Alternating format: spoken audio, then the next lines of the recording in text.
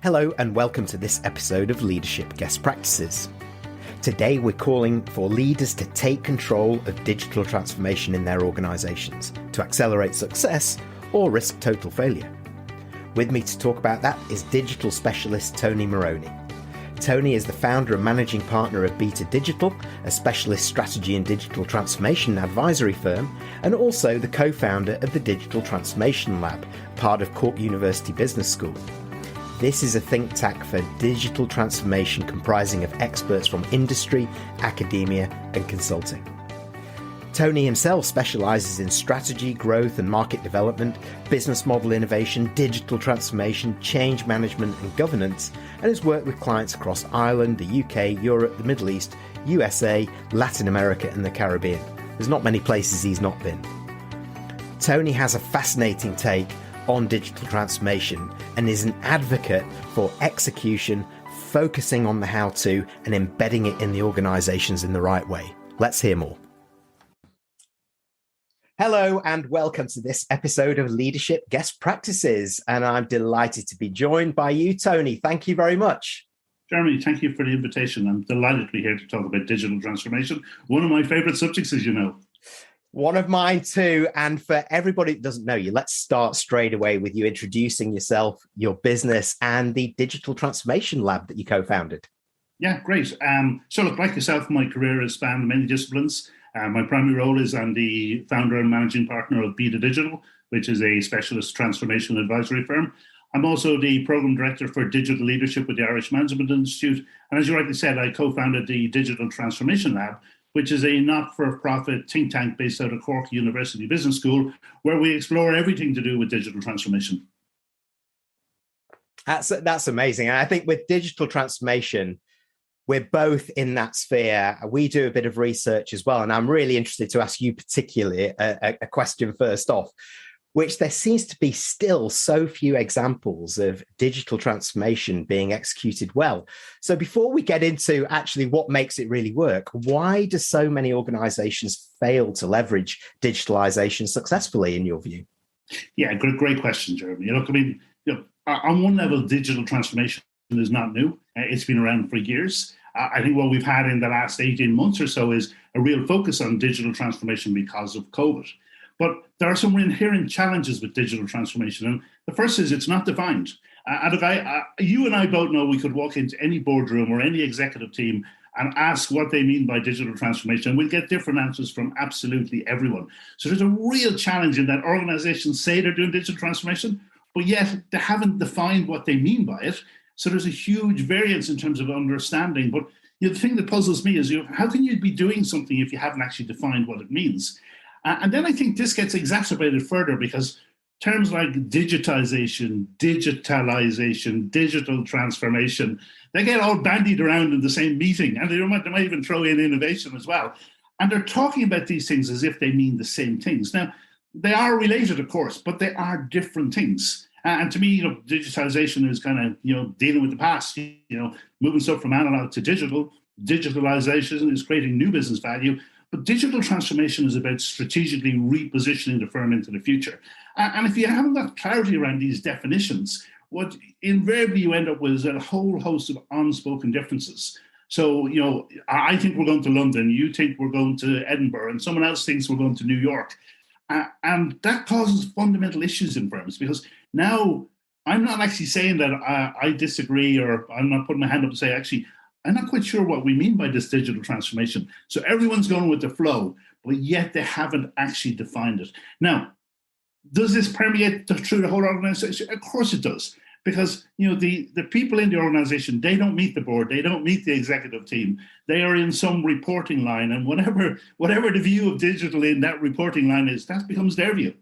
So you end up with all these different views of digital transformation, and the cynicism sets in as here's the latest fad du jour for management, and this too shall pass. So for me, while there's a lot of intended good, because firms haven't set out what actually they're trying to do, they end up with a piecemeal approach that's disjointed, doesn't really result in any transformative change, and it disappoints. And in that context, it's probably not surprising that upwards of 70% of digital transformations fail. That's absolutely right, isn't it? And for me, the way that I look at what you just said there is something that we found in research as well, is that there's so much time focused on the what. What is digitalization, digital transformation, digital leadership, that there is too little focus on the how to execute it, and then the how to embed it across the organization. So it's no wonder that everybody's talking a different language, right? Would you say?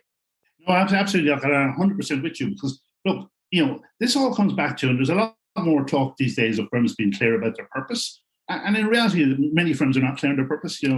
Some think their purpose is to make money, and while that might be an okay outcome, it's not their purpose. But if you don't have that clarity of purpose, you then have a disconnect in terms of why you need to transform. And I'm 100% with you, Jeremy. The real focus here has to be on how do we transform? Because what I see in day-to-day business is a vague understanding of why we exist, rushing straight to solutions. So they're going straight to what? We'll have one of those. We'll have a CRM system. We'll have a blockchain. And what are they changing? Well, apart from changing some of the technology, they actually haven't changed the firm at all, because it's still an analog culture. It's still analog in its processes. It's still silo-driven. But all the issues are still there. And all they've done is change some technology based on someone having some power or influence at a point in time.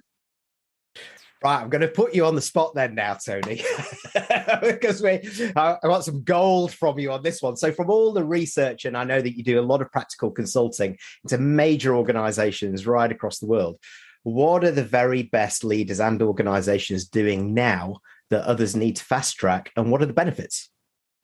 Look, I think the best organizations create a unified vision of what the future is about. So, they're clear on their purpose. They're clear on what customers expect, both today and tomorrow. And they're able to say to the organization, look, for us to be competitive and relevant in the future, this is how we need to change. But if we change, here's how we will be able to compete into the future. Now, that's really important, because, look, there's a huge difference. In reality, when most people hear the word digital transformation, they're probably thinking, redundancies, right sizing, job cuts, you name it. They're not thinking, actually, this is exciting. They're thinking, this is the management talking about downsizing the organization. Now, isn't it far more preferable that people say, actually, this organization has real clarity about what the future looks like. And of course, the future will change by the time we get there. But it has real clarity in terms of understanding the customers and what the customers expect from us. It has real clarity in terms of what are the things we would need to do if we are to deliver against those expectations. So how do we change? We need to do these things. It might involve skills. It might involve process. It might actually involve simple things, organizing around the customer, right? Now, the reality is, as most organizations got bigger, they become experts in silos, right? So Taylorism, if you want to call it that, right? So they become very good at what they're doing and very good at handoffs sometimes, but they're not quite clear on why they're doing these things anymore, because they have become disconnected from the market. Whereas when they set up originally, they were probably very close to the customer and understood what the customer was trying to do. So for me, it's around having this real clarity that everyone is bought into. And it has to be led from the top. Now, of course, it has to be mobilized from the bottom, but it has to, if the leadership team are not joined up at the hip, because, look, organizations are adept at finding out, what the leaders really think, right? And I don't have to be disruptive to kill digital transformation. If I'm a divisional leader or whatever you want to call me, I can kill it by doing nothing. And no one can ever say I said anything bad about digital transformation. I can kill it by my silence. And my silence sends a message to all my people, this doesn't matter, right? So what you need is the leadership team absolutely ad idem, joined at the hip, saying, look, we have a vision for the future. We want you to be part of this future. We have clarity in terms of how we are going to get there. This is what it's going to mean for our customers. This is what it will mean for our stakeholders. This is what it will mean for you, by the way, in terms of skills, ability to meet customer needs, all those type of things. So you can now say to yourself, actually, this organization has a future. I'll have a future. Actually, I'll be better skilled and equipped to compete in the future. So this is actually good news, not a case of, well, I wonder how long is this going to take before they turn around and say, well, we don't need you anymore. Well, I asked for gold and you gave it me. And I was writing furiously here to try and kind of summarize what we've got, because there's so much good stuff here. And I think there's a few key points that resonated for me there, Tony. It's the clarity, first of all, of the why and the what, why we're doing it, what we need to do, the engagement and motivation and buy-in led by the leaders, but mobilized from the bottom up with the employees involved, doing rather than saying to get to the how and the implementation stakes, with alignment and consistency right across the leadership team, as you say, which is really key, which is often where it fails, and the rest of the organization. I think that really, really shows in 5 or 6 key points. If you've got those ingredients in the mixing bowl, you're making progress, right? Oh, look, if you're there as the CEO or the board of the organization, you can hand on heart say, we understand our business, we understand our customers, we have a vision for the future. We know the market is changing, but we know how we need to change to get there and to get ahead of it. Because it brings in a realization also that, look, if you don't do these things, actually you're going to be in trouble. Because an organization that is aware of its environment and its customers and the changing environment, that can do something about it. An organization that's kind of, path dependent in terms of, look, this is what we've always done. And there are challenges in there too, because sometimes maybe the CEO only has a year or two to go, and they're kind of saying, well, I'm not going to rock the boat on my watch, someone else can do that. So it is important that there's just ownership. And look, I would ultimately say board is responsible for strategy, management, the executive are responsible for implementation. So the board have that ability to stand back from it all and sort of say, with management, let's talk about the future. Let's talk about our ability to innovate, transform, be digitally mature, and compete in the future. Because if we don't have that conversation, someone else is going to do something and we become irrelevant overnight. So, right, now maybe we can explore that a little bit further. If we consider for those boards and leaders who are slow to progress, what's the cost of your experience and the research that you do at the lab, Tony, of the implementation lag for themselves, their businesses, and their people? Yeah, so look, the first thing I'd say is what we need to do is, and you said it at the outset, is so get the board to think about transformation, not digital. Because in reality, boards and executives, when they hear the word digital, they think, oh, this is a technology issue. I'm not a technologist, therefore I don't know what we're doing here. Get them to think about transformation. This is about the business, right? Now, look, the reality is the inability to act, results in market failure. And corporate history is full of great examples. And in essence, my view is, Darwin's theory of evolution still applies, and it applies in the corporate world too. And look, what Darwin said was, it's not the strongest or the smartest, it's those that adapt best survive. And in a business sense, that's absolutely true. And we're in a state of perpetual digital Darwinism, if you want to call it that, where changes in technology and changes in society are moving at a pace that firms can't actually keep up with.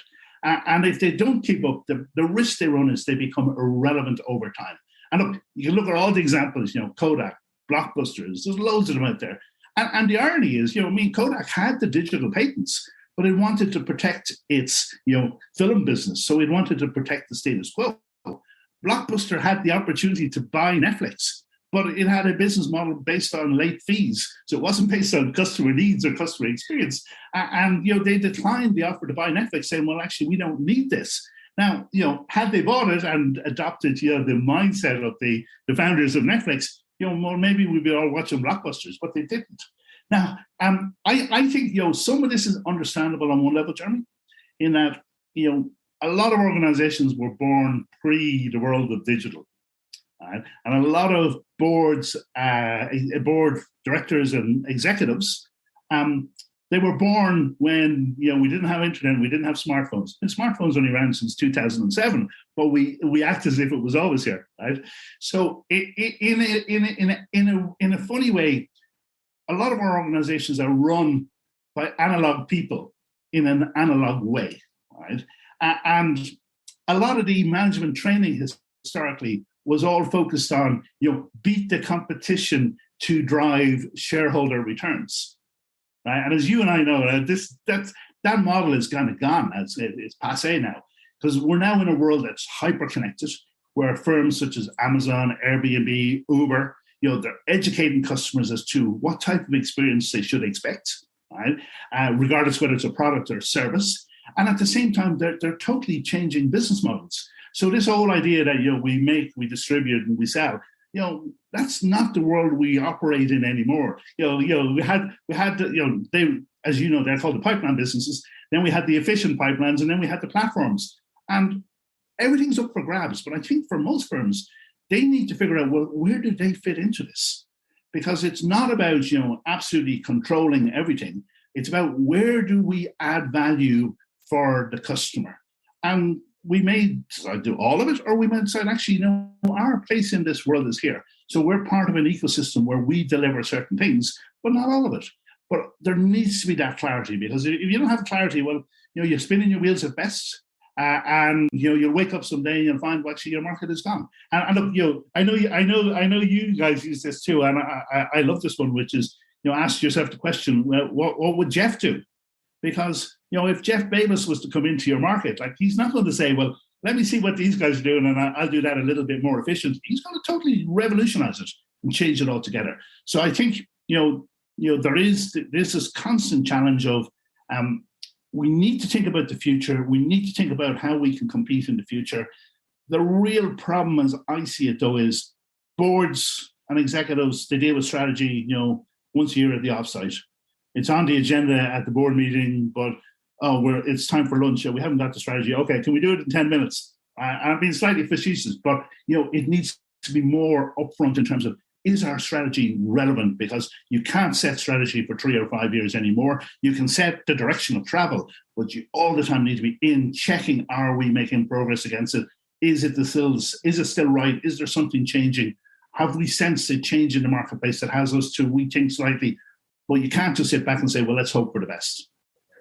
I couldn't agree more, Tony. And the way that I summarize a lot of what you said there is the difference between those that are really making progress and that aren't. It's that 20th century mentality versus the 21st century thinking, and rethinking how we work, do our business, modify our cultures, adopt digitalization for the modern workplace versus how we used to do things. Jeremy, one thing I'd add in there is, like, why aren't more organizations saying to themselves, well, actually, all our young employees are digital natives. So why aren't we matching up digital natives, high potential digital natives, with executives? So the executives are learning from these digital natives in terms of, actually, there's a different way to see the world, right? But also these young digital natives are learning how to, organize and operate in businesses. And there's nothing to be lost, everything to be gained. Because look, I've had to learn my relationship with technology, right?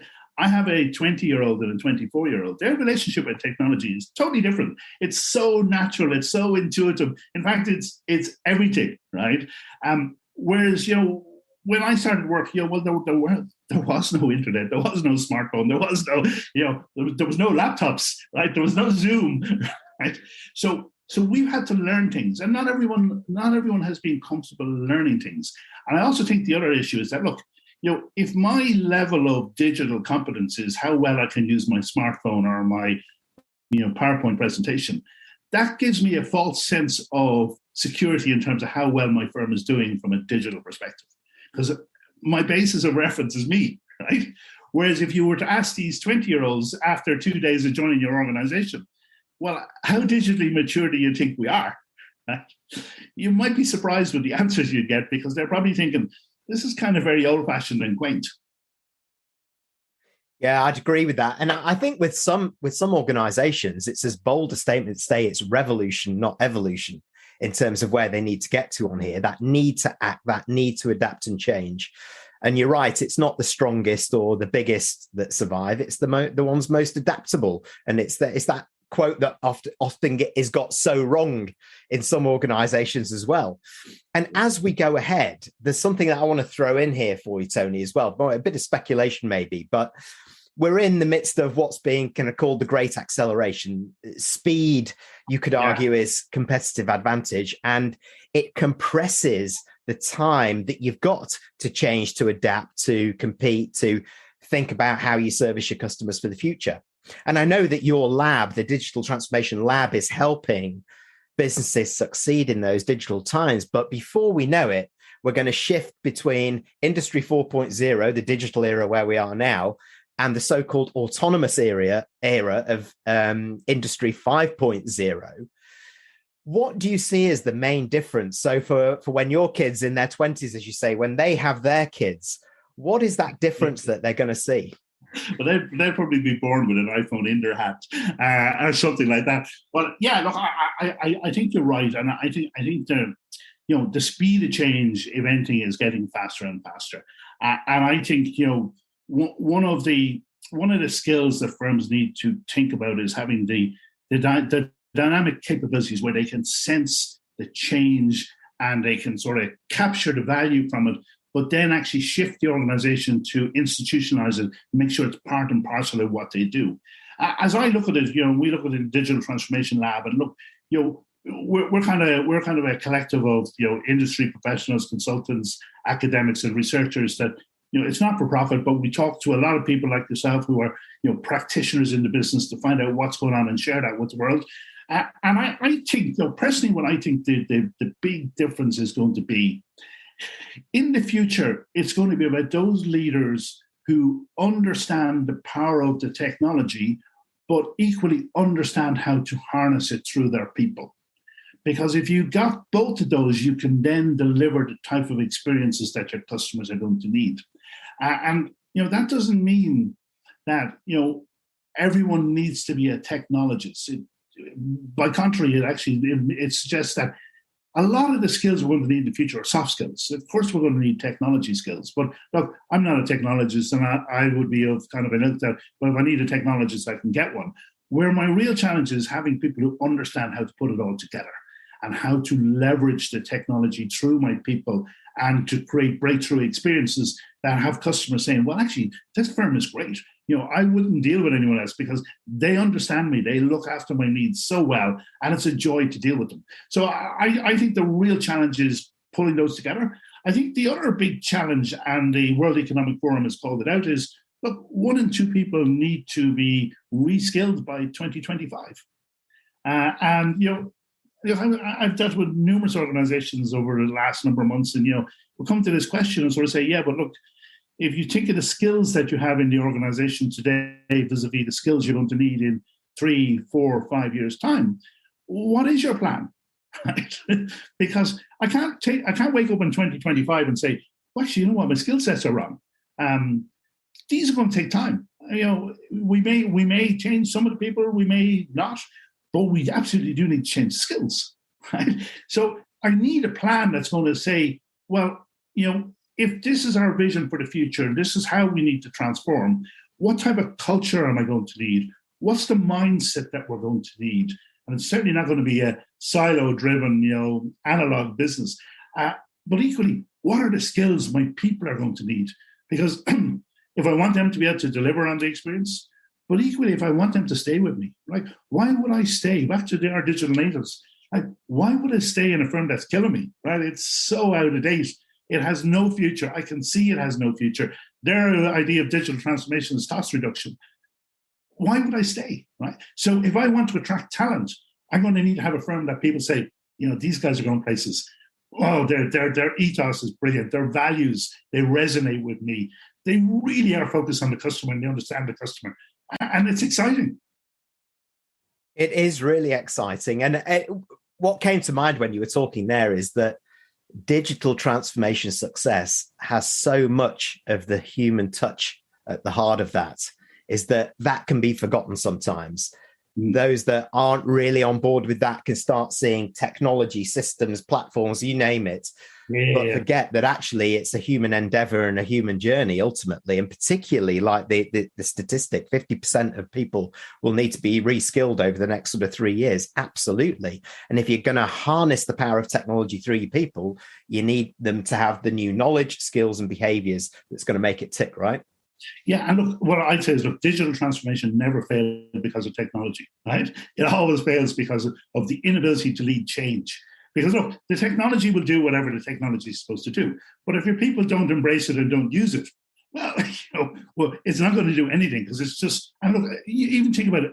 You go into organizations and they're investing in systems, or they invested in systems the previous year. No one's using them. It's not adding any value. It's actually added an overlay into the business. And I think part of the problem, Jeremy, comes back to if I'm not really clear about this. And I love the line from Lewis Carroll in Alice in Wonderland. If you don't know if you don't know where you're going, any road will take you there. If all you're doing is doing technology implementations, right, which at best are incremental innovation into the organization, but you're not actually bringing your people with you, it will fail. Right? What you want is that your people are leading this change for you, and that they're the ones close to the customers, and they're sort of saying, well, actually, you know what? All the pain points are here, and if we could only do the following things, we could create a great experience. And oh yeah, look, these handoffs, they don't work. Can we get rid of those handoffs? Right? Your people actually that are close to the customer know where the issues are. The problem is if you get up the organization and you're in your ivory tower, as they like to call it, right? You're so detached from customers, you've no sense of what the real world is about. And if you're not a digital native, actually your paradigm is actually one from the last century. We can say that since we're in 2022. Okay, so here's the $64,000 question behind what you just said then, Tony, putting you on the spot yet again on this one. So what do our leaders do now to better future-proof themselves, their businesses, their people, and their customers so that they can make more rapid progress? Well, look, first is be absolutely clear on your purpose. Know why your firm exists. You have to understand that.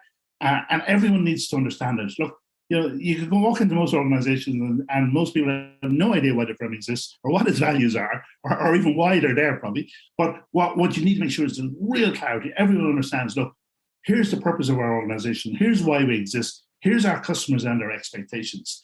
I think you also need to be realistic in terms of your starting point. So how digitally mature are we today? And by digital mature, I mean, relative to our environment. Are we in a good place or a bad place? Is there, huge gap? So let's understand our starting point and let's make sure that we can break it down into bite sizes so we understand which things need to move. But, ultimately, if we don't get the vision, purpose, culture, values, culture, all those things right, the rest actually, they'll just be, tinkering around at the edges. Then I'd say is, look, you need to sort of say, well, if we think about the future of the organization, how does our digital maturity need to change? And what is that saying to us in terms of how we need to change the organization, change the culture, change how we do things, change the experience for customers to meet what they need? I would say, look, organize around the customer, right? This idea of organizations, in their other organization charts. And look, give you a great example, right? You go back into the second industrial revolution, since you brought up the industrial revolutions, and there was heads of electricity.